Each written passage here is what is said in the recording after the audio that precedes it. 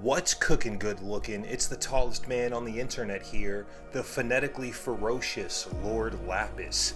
And this week we got exactly what an impatient manga junkie like me wanted the most. Recently I feel like we've been getting a whole lot of info, but not a lot of action happening on the Black Whale 1. These past 3 chapters have been filled with plot twists and baby swaps and multi-layered nen curses. It becomes a lot. Eventually I just want to see something crazy happen. Which again, keep in mind, this is all well and good. It's Hunter x Hunter, but come on man, I want to see some blood. I'm like a caveman or one of those Roman peasants in the stadiums and in the bleachers at the Coliseum. I just want to see someone bleed, man. In this chapter, at least the beginning half of it is absolutely full of that, so please drop a like and a sub to get my new channel started. Check me out on Twitch at Lord_Lapis, 2 L's in Lapis, and let's drop that intro.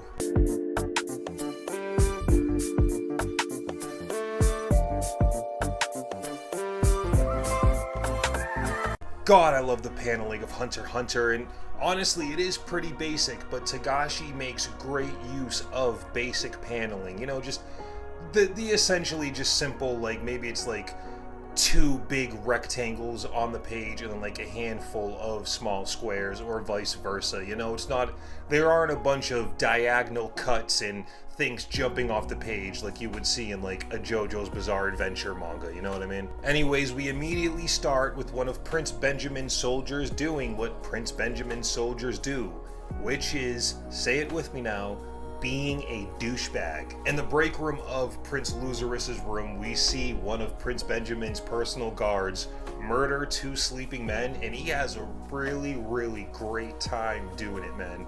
He jumps up to the top bunk first, which is weird. You'd think in this situation he'd start with the bottom bunk because the top bunk moves, but I mean, whatever. I guess this guy's never been to college, right? So he puts his hand over the dude's mouth, stabs him in the neck or up to the chin into the brain, jumps down, throws a pillow over the other guy, and just starts going to town on him, man. It was like cathartic to see. And again, he's like really happy doing this, and we get a really maybe not intentionally funny, but really funny panel of him sitting on the bed of the dead guy as he's like pulling on his boots and like talking to himself, which is funny. He killed these guys before he even put his boots on. So this guy's kind of a douche, right? Yeah, just like all of Benjamin's soldiers. He's a dick. Now we immediately get some sus shit with Prince Luzurus. Keep in mind, Prince Luzurus is depicted as a pretty laid-back, chill, stoner type, maybe not so smart kind of prince, you know what I mean? Like, he's definitely not high on people's list of like, oh, he's gonna win, you know what I mean? Also, last chapter, Prince Benjamin says he heard one of the arrows being fired by Prince Hulkenberg, but Benjamin himself, as of now, right now, currently in this batch, has not been possessed yet. So there's a nen arrow that's just kind of flying around doing something. Keep that in mind. Immediately we see that the guards posted in the hallway are coming in to warn the 7th Prince about some bullshit that's going down in one of the next rooms. And just before he's spoken to, Basho says that the prince is sleeping, to which the prince replies, "No, I'm awake now." And he instantly starts moving accordingly, which again is weird for him. Plus, him being asleep would make a very convenient time for him to get possessed by Prince Hulkenberg's arrow, right? So whatever. He instantly starts giving out like decent orders, man, that you just wouldn't expect from a guy like him. He knows what special martial law is and seems to have, you know, countermeasures set up. He puts 2 and 2 together that Prince Hulkenberg's death was probably ruled as some kind of terrorist attack, or that Hulkenberg was a terrorist himself. He tells all the guards in the room to put their guns in one spot to not give Benjamin's soldiers a reason to shoot him, and tells one of the hunters to go find Prince Benjamin's soldier in the back who's supposed to be sleeping in the room with the other 2 guards. I wonder what he's doing. He also tells everyone else to flush the drugs that are in the room, which Basho points out is pretty weird. That is a weird request, right? Not only is Luzurus the head of one of the mafia things, but as Basho points out, if Prince Benjamin wants a reason to like kill everybody, he's just gonna do it, right? Like he doesn't, why flush the drugs? Just leave them out. Like if Prince Benjamin's gonna be a dick about it, he's gonna be a dick, right? Again, all of these things are just adding up. It's like it's just a bunch of weird things going on around Prince Luzurus. So obviously, I'm sure you put it together by now. The way I feel is him being asleep when all of this started off, coupled with him having an actual decent plan, which is weird for him. I think Hulkenberg's arrow actually didn't hit Benjamin. I think it hit Lazarus, and from Lazarus, he'll end up sending it over to Benjamin, because we do know Benjamin gets possessed because of, you know, the last batch of chapters, right? We also got to remember from the last batch of chapters, Prince Lazarus is one of the only princes who is like literally unaccounted for. Like, people don't know where he is. Really quick, guys, if you made it this far, please drop a like and a sub. I'm a brand new channel, and I'm hoping to make long-term videos work on this channel versus my other channel that's basically all shorts. So please, every like and sub counts. And make sure you check me out on Twitch at Lord_Lapis, 2 L's in Lapis. Let's get right back to the video. Anyways, that hunter that Prince Lazarus sends to go check on Prince Benjamin's guard, well, we know what the guard is doing. The hunter finds him just kind of standing or kneeling over the 2 corpses, and he has a very not so good excuse and claims self-defense.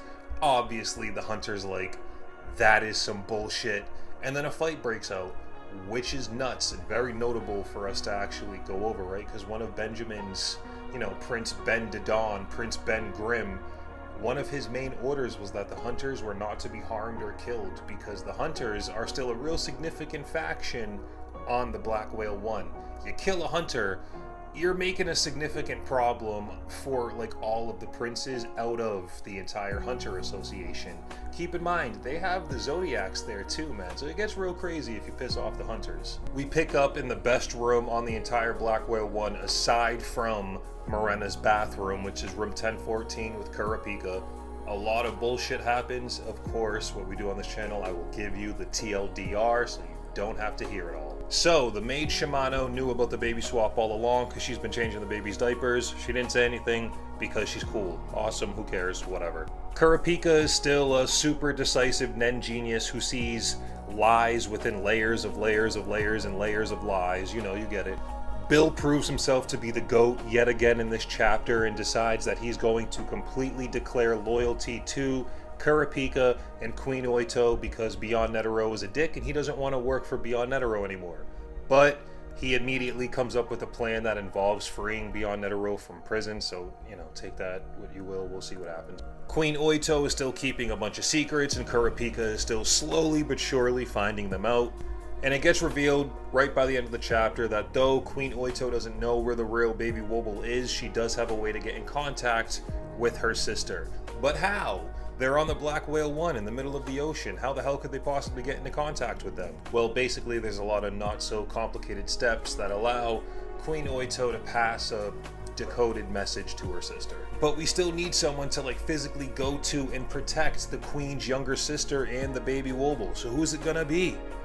Well, I'm sure you've seen in a billion YouTube thumbnails by now, Gon and Killua have made a return to the manga after about a decade of not being in the manga, and the plan obviously is for them to find Queen OITO's sister and baby Wobble and protect her and all this. And I'm very happy about it, you know? Excuse me.